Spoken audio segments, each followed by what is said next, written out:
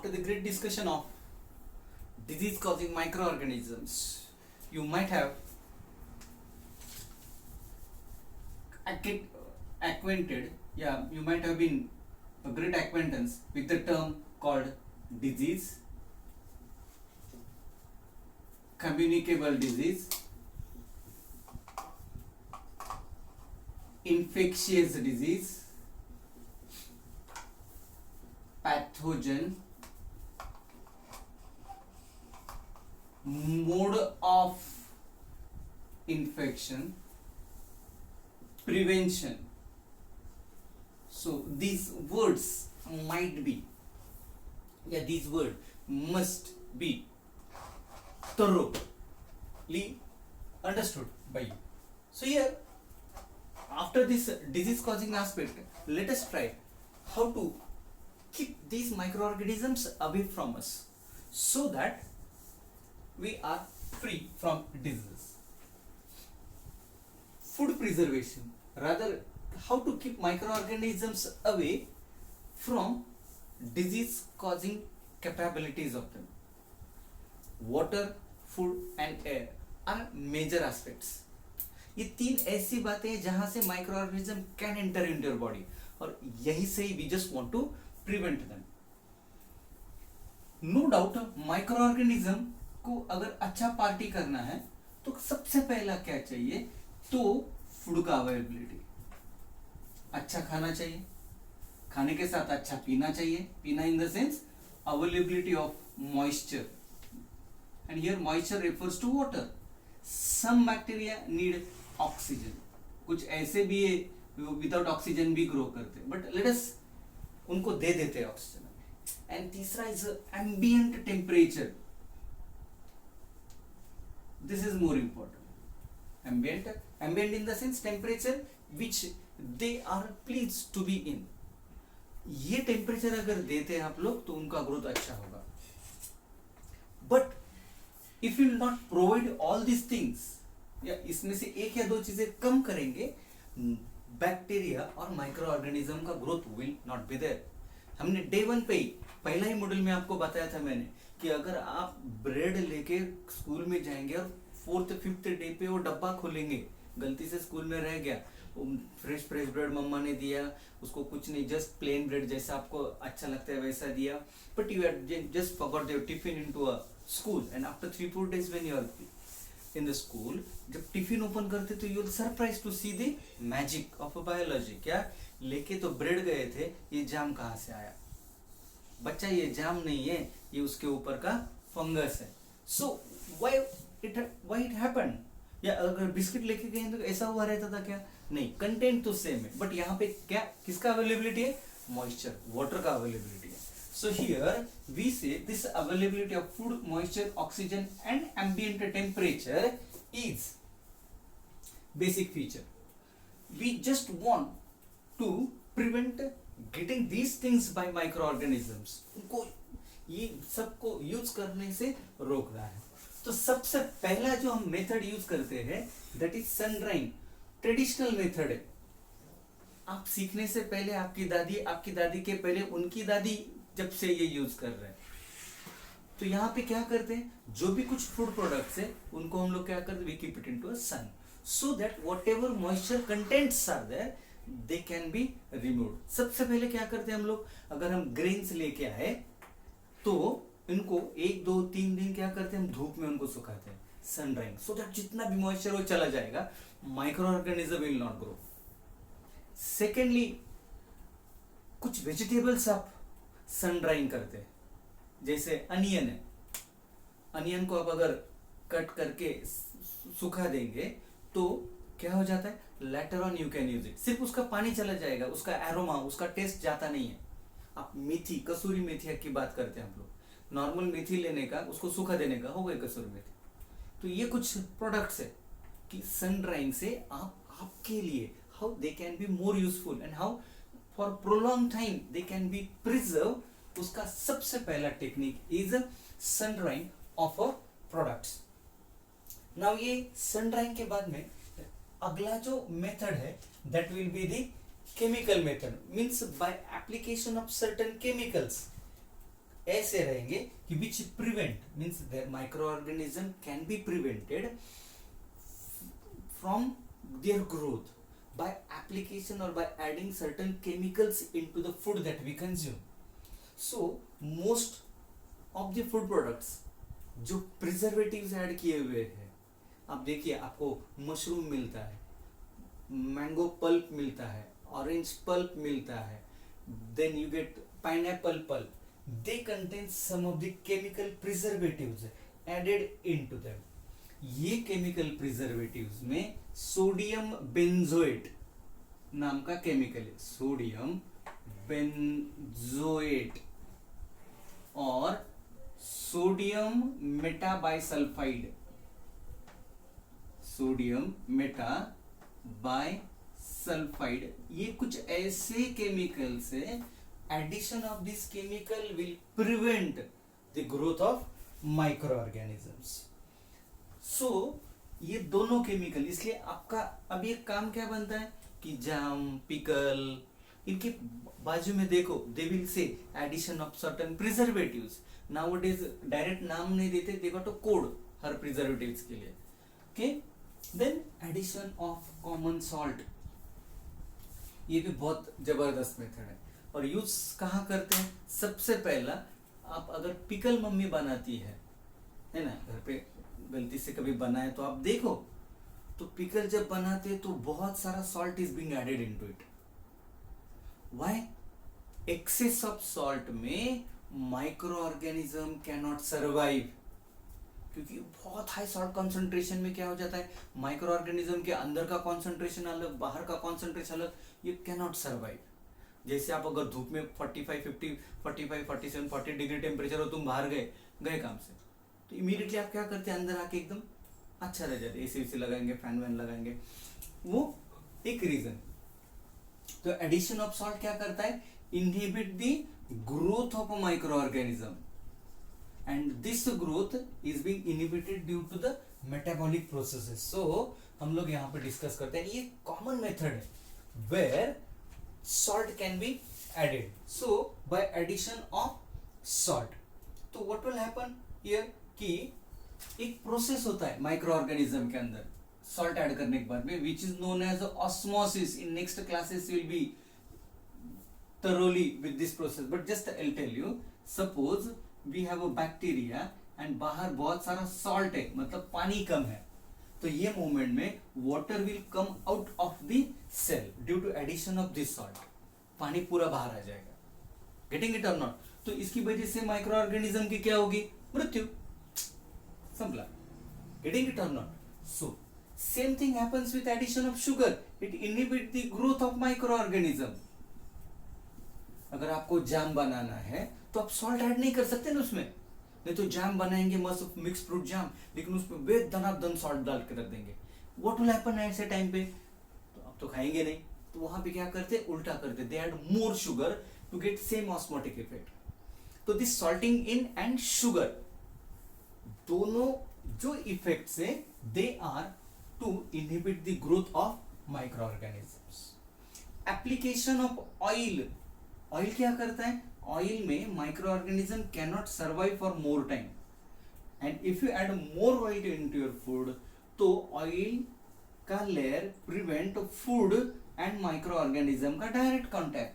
तो इसलिए आप देखो पिकल में बहुत सारा oil is added after the preparation. आप देखिए पिकल का अगर आप कंटेनर देखेंगे तो उसमें ऊपर का almost 15-20% part it is oil, which is used to prevent the growth of microorganisms. Vinegar, acetic acid is the name used in all Chinese preparations. आप उसको विनेगर को आप लोग चाइनीज प्रिपरेशन में उसको यूज करते हैं बहुत बार. गेटिंग इट और नॉट? तो this is also used as a preservative. ये vinegar can also be added into the chemical preservative methods, that is addition of this vinegar. तो विनेगर का क्या है, सबसे इंपॉर्टेंट विनेगर जो है क्या करता है, अगर आप कोई भी फूड के ऊपर विनेगर ऐड करेंगे तो ये ऑक्सीजन का कंजम्पशन खुद कर लेता है, मतलब विनेगर इटसेल्फ कंज्यूम ऑक्सीजन. तो ऑक्सीजन कंज्यूम किया तो माइक्रो ऑर्गेनिज्म के लिए this oxygen will not be available. Simple है, हर एक चीज का हमने स्टडी किया है कि माइक्रो ऑर्गेनिज्म को क्या चाहिए, 1 2 3 4, ये 4 नहीं मिला बस खत्म। बात समझ में है कि नहीं आई? पक्का मम्मी ने डांटना नहीं चाहिए, इसलिए क्या करने का, सबसे पहले थोड़ा पढ़ाई का नाटक करो, दूसरा थोड़ा मम्मी का हाथ बटाओ, तीसरा थोड़ा उसको हंस के रहो, बस मम्मी खुश। इसमें से एक भी कम करेंगे तो पढ़ाई नहीं करेंगे, मार खाएंगे तुम लोग। तो this is same is being applied हो रही है। तो हम लोग क्या कर रहे हैं, ऑक्सीजन चाहिए, विनेगर डाला, ऑक्सीजन नहीं मिलेगा, माइक्रो ऑर्गेनिज्म का मृत्यु। सो हियर ये हो गया। Then heat and cold treatment. Cold treatment तो यू आर अवेयर, और अपने से ज्यादा मम्मी बहुत होशियार है, क्यों, इतनी सब्जियां रहती पूरा फ्रिज में भर देती है, बराबर है कि नहीं है? तो क्या हो जाएगा, 8-8 दिन सब्जी लाने की जरूरत नहीं पड़ती। कोई सब्जी बनाए होटल का, रात में कोई सब्जी पार्सल लेके आए, बाकी तो नहीं खाते, लेकिन वो होटल वाला कंटेनर में वैसे ही रखेंगे, दूसरे दिन स्कूल में लेके जाएंगे, घर पे सुबह खाएंगे, क्यों, वेस्ट नहीं होना चाहिए। मम्मी ने बनाया वेस्ट जाता है, ये क्यों नहीं जाएगा? आप सोचो इस बात में। मॉरल ऑफ द स्टोरी क्या है यहाँ पे, कि कोल्ड या decrease in the temperature will not provide ambient temperature to the microorganism, और ambient temperature नहीं मिला तो what will happen, microorganism की मृत्यु। Then here heat treatment. Milk is being boiled twice or thrice in a day. Why? Boiling will result into death of the bacteria which are present into the milk. Milk में lactobacillus नाम का bacteria ये आता है, मतलब काऊ से ही ये वो मिल्क में रहता ही है। आप जैसे जैसे उसको बॉईल करते हैं, व्हाट विल हैपन, वो डीनेचर हो जाता है, बट कुछ घंटों के बाद में वापस से एक्टिव हो जाता है। गेटिंग इट और नॉट? दैट इज व्हाई दिन में 2 बार दूध उबालते हैं, आपको ये प्रैक्टिस पता रहेगा। हीटिंग ट्रीटमेंट में हम एक और ट्रीटमेंट पढ़ते हैं हीट में, पास्चराइजेशन। लुइस पास्चर नाम का साइंटिस्ट ने ये ढूंढा है, Louis Pasteur, pasteurization. What will happen in this process, milk is being heated up to 70 degree Celsius. Milk को कब तक हीट करते हैं आप लोग, 70 degree Celsius, and suddenly cool करते हैं आप, सडनली कूल देम। तो ये प्रोसेस में milk can be stored for a day और 2। तो इसलिए जो दूध बैग आप लेके आते हैं उसको हम पास्चराइज्ड मिल्क बोलते हैं, पास्चराइज्ड मिल्क। तो heat and cold treatment both can prevent the microorganisms growing onto the food and can be preserved for greater period of a time. Storage is another aspect. If you store them in a good place, so वहाँ पे आपको कुछ ऐसे items हैं, कुछ special container आते हैं, air tight container, जहाँ पे micro organism cannot enter. टीनिंग, Canning, ये कुछ ऐसा प्रोसेस है। एक बार उसको आपने पैक कर दिया, उसमें से न माइक्रो ऑर्गेनिज्म का एंट्री होता है न उसको रिक्वायर्ड कंपोनेंट्स का, so micro organisms will be prevented from growth. So you must be thorough with this method, that is sun drying, chemical method, common salt, addition of sugar, addition of oil, addition of vinegar, temperature changes treatment like giving heat treatment or cold treatment, and storage facilities or storage structures. So once you are thorough with this, you can able to tackle a question, a broad question or a broad answer question, where you may be asked, write or explain various method of food preservation. As you are acquainted with harmfulness or usefulness of the microorganisms, harmfulness of the microorganisms, now how food preservation can be prevented. But make sure that food preservation is not allowing these conditions to get, microorganisms are being kept away from getting these good conditions. The last topic of this so-called chapter, the last module, is nitrogen fixation, and nitrogen fixation to be helped by microorganism. Initially I'll give the list of the microorganisms and then we'll see the process, or in short, nitrogen cycle. जो nitrogen का availability है, you must be knowing the availability of nitrogen in the atmosphere is almost 70%। कितना available है? 70, yes, नहीं 78% is the availability, but this 78% nitrogen will जो available है atmosphere में, plant में इसका कुछ भी यूज नहीं है। क्या है? प्लांट में इसका क्या है? कुछ भी यूज नहीं है, या rather plant cannot utilize this. So what will happen if this nitrogen is available but plant cannot utilize? Another thing, we need what? या rather plant need this nitrogen. So how it can be done? या plant को ये oxygen कैसा मिलेगा, उसके लिए क्या process है? सिंपल एग्जांपल, आपको अगर पाव भाजी खाने का मन कर रहा है, आप डायरेक्ट मार्केट में जाके सब्जियां खाएंगे, उधर ही पाव खाएंगे, उधर ही पानी पिएंगे, उधर ही बटर खाएंगे, चलेगा ऐसा? सब्जियां बहुत है बट उसको प्रोसेसिंग नहीं किया है तो you cannot enjoy that. Same thing here कि नाइट्रोजन का availability 78% but you can not utilize this. So हम लोग क्या डिस्कस करते हैं यहाँ पे? How we can get this nitrogen. तो सिंपल फॉर्म में nitrogen available is in N2 form and what we need this nitrogen to be transported in the form of ammonia. So conversion होगा into nitrite, nitrate and then ammonia. So ये जो process of conversion of unusable atmospheric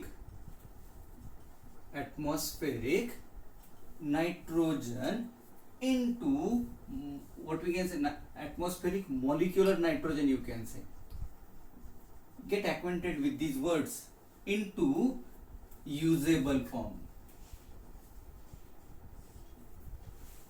तो ये जो conversion है, this conversion is nitrogen fixation. Now ये जो nitrogen fixation है is being brought about by microorganisms. Is being brought about by microorganisms. So what will happen when we consider use of these microorganisms by rather microorganisms helpful in a nitrogen fixation? कौन से हैं यहाँ पे कि there are certain nitrogen fixation showing symbiotic association. Symbiotic in the sense plant और micro organism एक साथ रहेंगे, micro organism will give nitrogen to the plant in the sense symbiotic, मतलब वो हम साथ साथ है वाला है। सपोज अपने पास में ये प्लांट है और ये बैक्टीरिया है, बैक्टीरिया से राइजोबियम नाम का बैक्टीरिया जो लेग्यूमिनस प्लांट्स में होता है, लेग्यूम्स, तो लेग्यूमिनस प्लांट्स। तो दिस राइबोसोम प्लांट के अंदर जाके रहेगा, प्लांट को क्या देगा? ये नाइट्रोजन देगा। प्लांट उसको बोलेगा भैया तू यहाँ पे रह, मैं आपको क्या दूंगा? तो it will give food and food के साथ साथ शेल्टर। तो दोनों का भी काम हो गया। This is symbiotic association. दूसरा we have non symbiotic association. Non symbiotic association. अभी हियर नॉन सिम्बायोटिक में जो बैक्टीरियाज है, they does not have to get associated with any plant but can fix a nitrogen on their own. तो कैसे fix करेंगे ये? so these bacteria we say they are free living. free मतलब doesn't say free, फोकट नहीं, free living in the sense अकेले रहते, किसी के एसोसिएशन में नहीं रहेंगे। तो ऐसे बैक्टीरिया क्या करते हैं? सॉइल में दे फिक्स नाइट्रोजन, फिक्स नाइट्रोजन। इसके लिए I can give an example of nostoc और एज़ोटोबैक्टर। ये कुछ ऐसे बैक्टीरियाज है जो नाइट्रोजन को फिक्स करते हैं। No doubt, let us talk about nitrogen cycle now. मतलब ये अगर आपको समझ में आया रहेगा तो we can talk about how this nitrogen cycle को कैसे एक्सप्लेन करेंगे। रादर नाइट्रोजन है, उसको कौन से फॉर्म में लेके जाना है, ये साइकिल क्यों बोलेंगे। The important element like nitrogen, oxygen, carbon, hydrogen, phosphorus, sulphur, ये जो है ये प्लांट नहीं ह्यूमन का भी ग्रोथ के लिए बहुत इंपॉर्टेंट है। तो ये फ्रॉम एटमॉस्फेयर एटमॉस्फेयर में इनका अवेलेबिलिटी है। From atmosphere they have to be enter into our body, but अपना बॉडी में तो डायरेक्टली आते नहीं है। आप देखिए ना हम क्या करते हैं, एक तो प्लांट्स खाएंगे नहीं तो एनिमल खाएंगे, बराबर नहीं, सब्जी खाएंगे, पाव भाजी खाएंगे, ना तो चिकन मटन खाएंगे।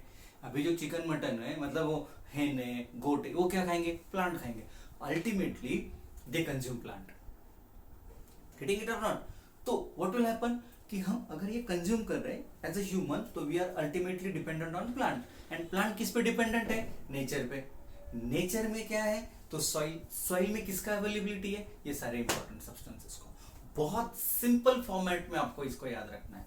तो ये जो साइक्लिक फ्लो में मतलब जहां से आया वहीं पे ही हमें ये छोड़ना है। तो we say it is with respect to nitrogen के साइक्लिक फॉर्म के लिए। पॉज करके इसको आप लिख लेंगे तो we can move on to the next process in short, that is the nitrogen cycle और how it is being available. सबसे पहले तो काम आपको नाइट्रोजन साइकिल को ड्रॉ करना है। जो आपके पास में ये पढ़ते पढ़ते आपके पास में आप टेक्स्ट बुक रखिए सामने, नाइट्रोजन साइकिल आपको सामने रहेगा। उसको पूरा राउंड राउंड में मत याद रखिए। क्या कीजिए, उसको एक लाइट पेंसिल से what you will do, you will make such एक मस्त ग्राफ जैसा एक बनाएंगे। वर्टिकल लाइन में कितने बॉक्सेस है और हॉरिजॉन्टल लाइन में कितने बॉक्सेस पहले ड्रॉ करके लेंगे। तो आपके सामने अगर नाइट्रोजन साइकिल है फॉर इंस्टेंस, उसके वहां पे आपको 3 बॉक्सेस है। मैं ड्रॉ कर रहा हूं तो मेरे पास में 3 है तो मैं ड्रॉ करूंगा, आपके पास में कुछ ज्यादा है तो आप आपकी मर्जी।